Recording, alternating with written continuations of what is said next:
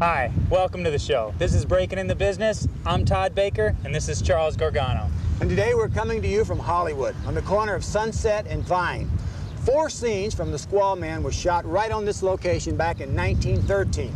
And The Squaw Man was directed by Cecil B. DeMille, and it was the first full-length motion picture ever made in Hollywood. The Jesse L. Lasky Play Company rented a barn from a man named Stern for $75 a month. Mr. Stern's barn became the very first Hollywood studio, and Hollywood was born. Now, about a block west of here, we will be visiting the Eric Morris Actors Workshop. Now, Eric has worked with such greats as Jack Nicholson, Melanie Griffith, Arnold Schwarzenegger, and the list goes on and on. We'll also be visiting with an up-and-coming music producer in the business, the owner and operator of Jeeve Productions, Jeeve. And Charles will be right back with Eric Morris.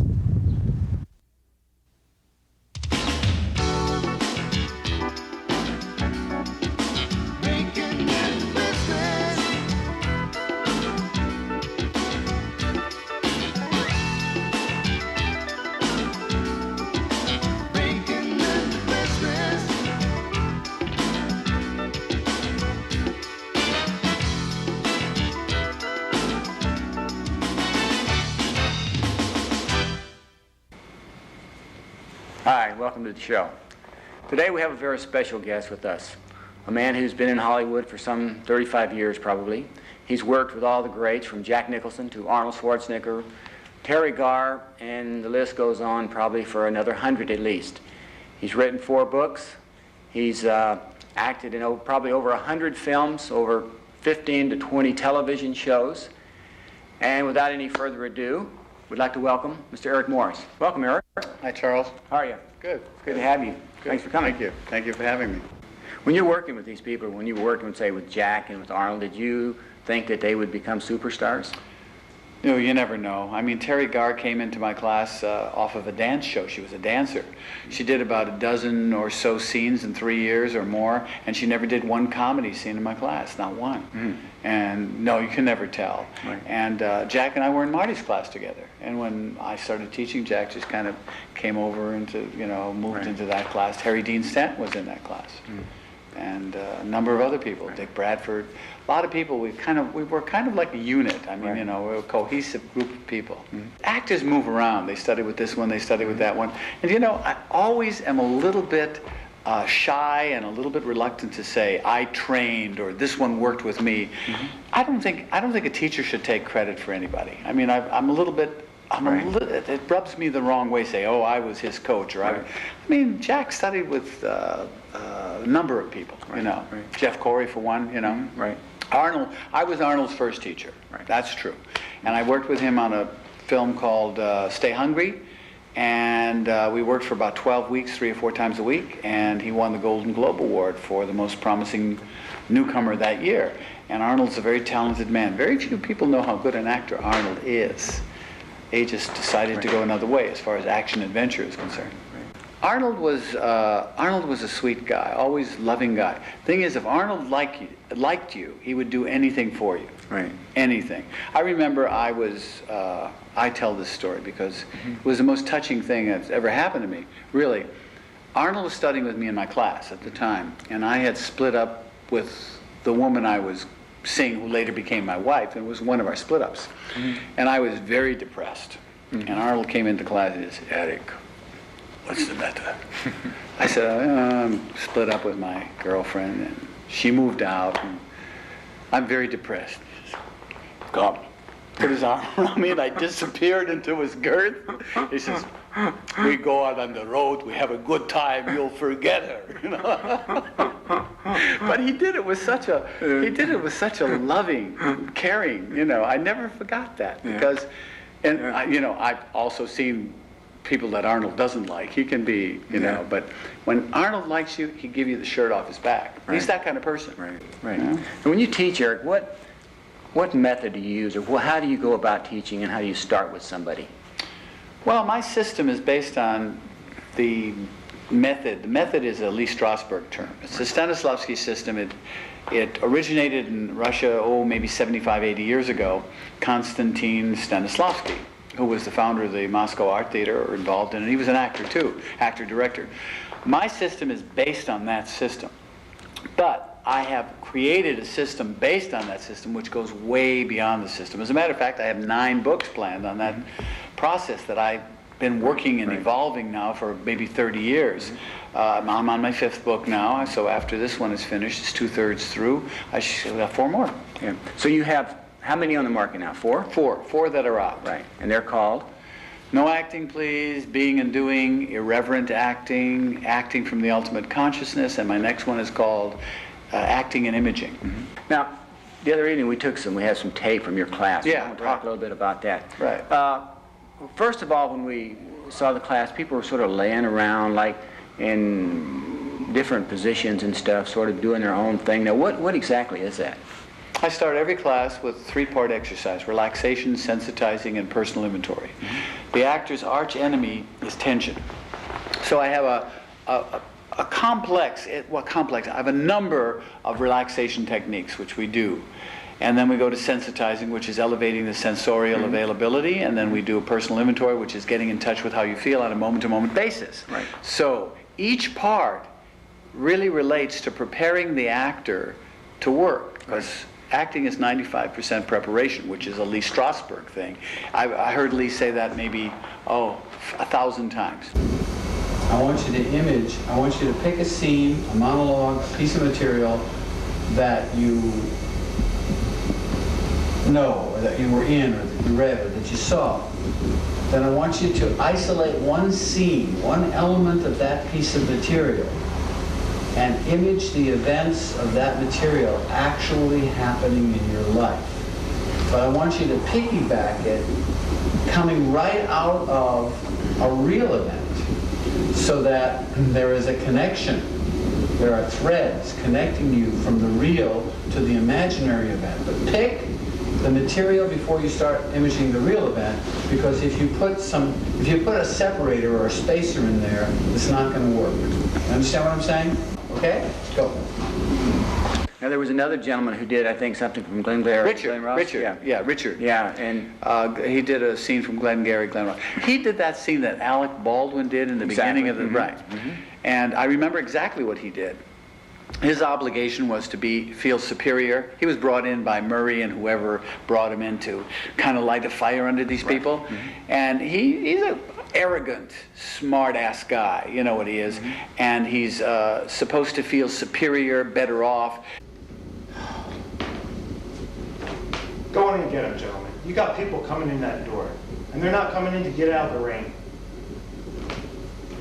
They're coming in because they want to buy, they want to give you their money. And I want to know, are you man enough to take it? Are you? Are you man enough to take it? What? You see this watch? You like this watch? This watch costs more than your car. I made $975,000 last year. What'd you make? You see, pal, that's who I am. And you are nothing. You are a shit. Nice guy, I don't give a shit. Good father, fuck you. Go home to your kids. You want to work here? Close. Close. You think this is abuse?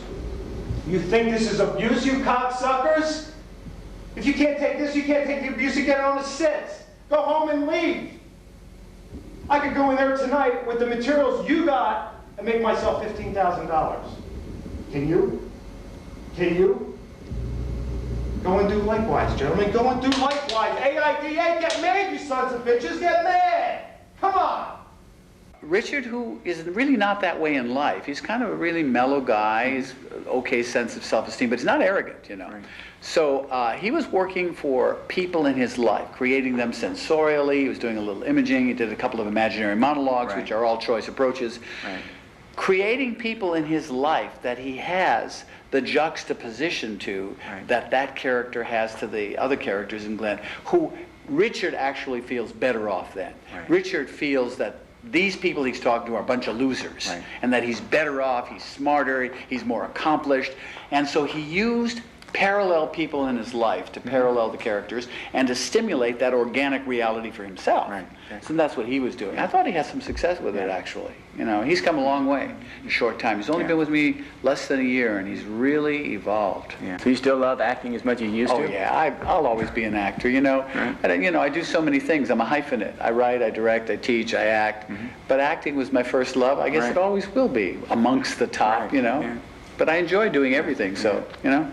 I mean, you've been terribly successful as a teacher, and you're world known, you know, with your books out, and there are, hundreds of colleges all over the country. Yeah, right? they're required or recommended. But, you know, I feel, you know, it's really interesting when a person says successful. No, nobody ever, I don't think about being successful. You know, I feel very fortunate. I think I've done well, and I love what I do, and I think that's the most important thing.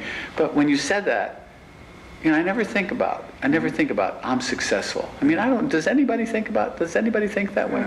How do you think Jack feels? Nicholson? Yeah. Oh, I love Jack. I mean, he's one of my favorite people in the universe. I think he feels successful. I think he should. That's a good one. I think Jack feels successful. Yeah, I think he should. Yeah. He's a, you know, I talked to him on the phone. You just had last a nice week. conversation with him last Saturday, right? It was like, you know, I talked to him yesterday, 16 years ago or 20 years ago. He's the same guy. He's really much more successful and more mature and a lot more money and all of that. But same guy. Jack has not changed. He's the same human being he's always been. I love him. You know? Thank you, Eric. Thank you, Charles. Really enjoyed it. I enjoyed it too. Yeah. And we'll be right back.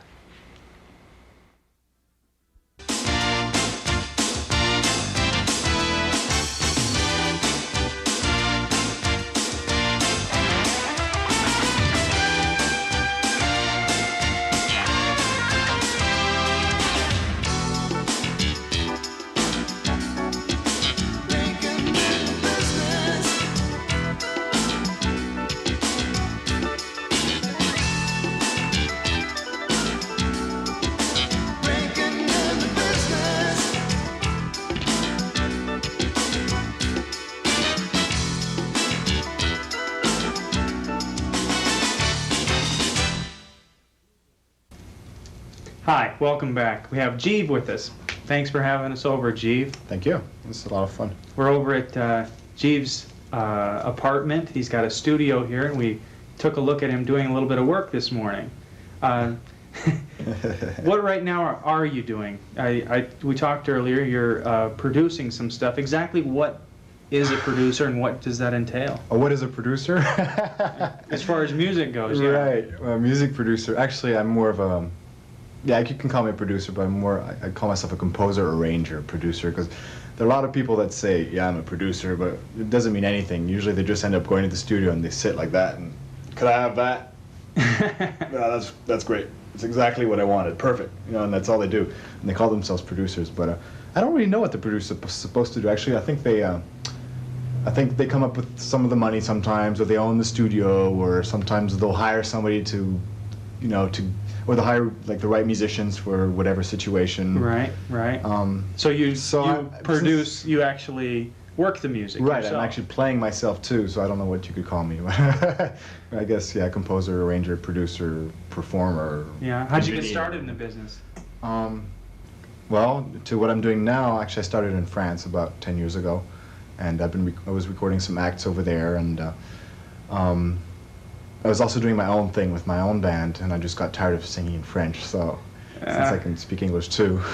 That's right. So I decided to do You're from France. You don't, to talk to you couldn't, you certainly couldn't tell from the accent. You probably can slightly tell, but... I can't. Maybe it's just me. Yeah, it'll get better over the years. But I was in Boston for about a year, and then I've been here for about 2 years. I was at the Berklee College of Music there, and it was great for musicianship and all that, but not for record companies, and it was great for learning. But. Earlier in your studio, you were singing, and there was I was there, and there was no music. Oh.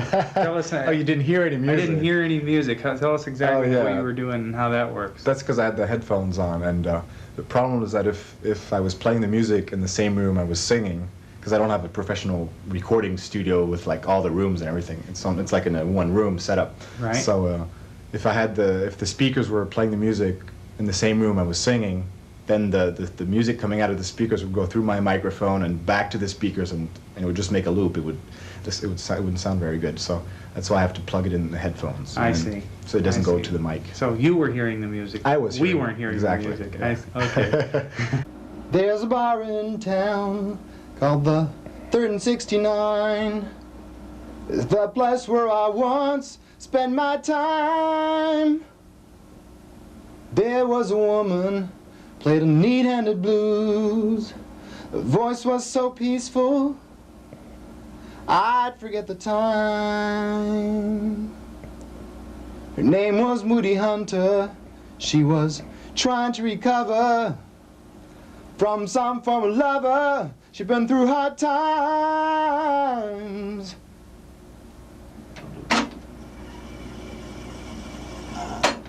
Now it's a circus. It's just crazy.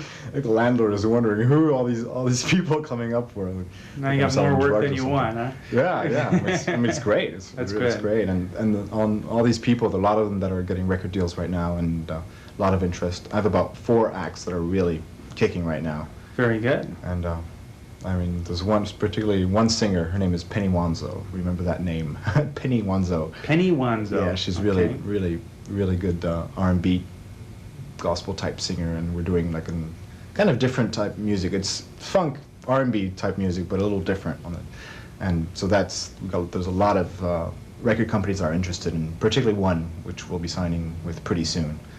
When did you first realize that you wanted to get into the music, or that you were interested in music? Well, I think when I was a kid, I was about 6 years old or something, and there was a guitar lying in the house, and I started just fooling around with it and playing with it, huh? Yeah, well, my parents realized I wasn't just playing random notes. I was actually playing something that was audible, so they decided to give me guitar classes. Really? And yeah, and I remember seeing a few really good classical guitar concerts in France, and those really inspired me. So that's what really got me into it. That brings me to the question of how do you feel about a formal education for music? You think that's required, or No. are you just born with it?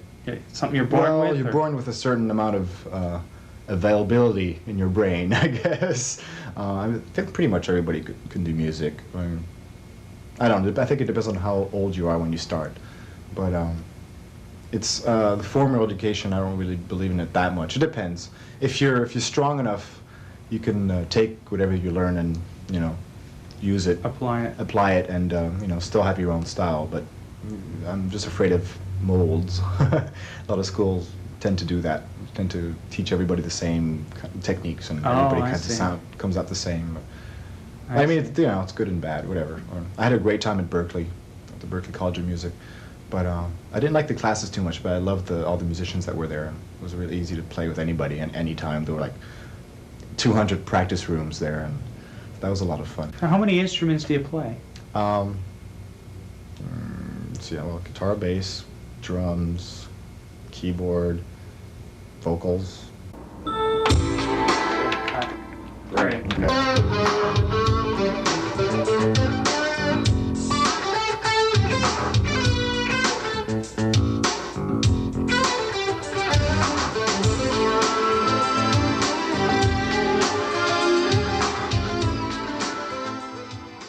Well, thank you very much for having us. We enjoyed talking with you. And, me too. We also want to mention that Jeeve did our music for Breaking in the Business. So if you really like that music, that's Jeeve. We'll be right back.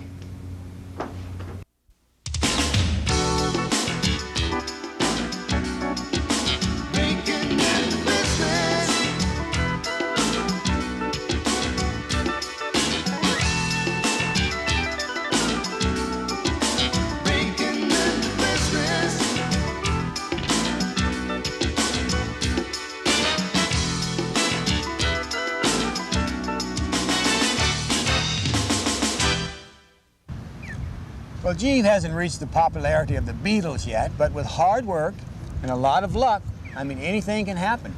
But he certainly has the talent. Certainly does. Speaking of talent, there sure was a lot of talent in Eric Morris's classroom. I really liked his approach to teaching, the way he combines the reality of the emotion with the fantasy of the situation. Now, next week, we'll be back on another famous Hollywood location with 2 more guests.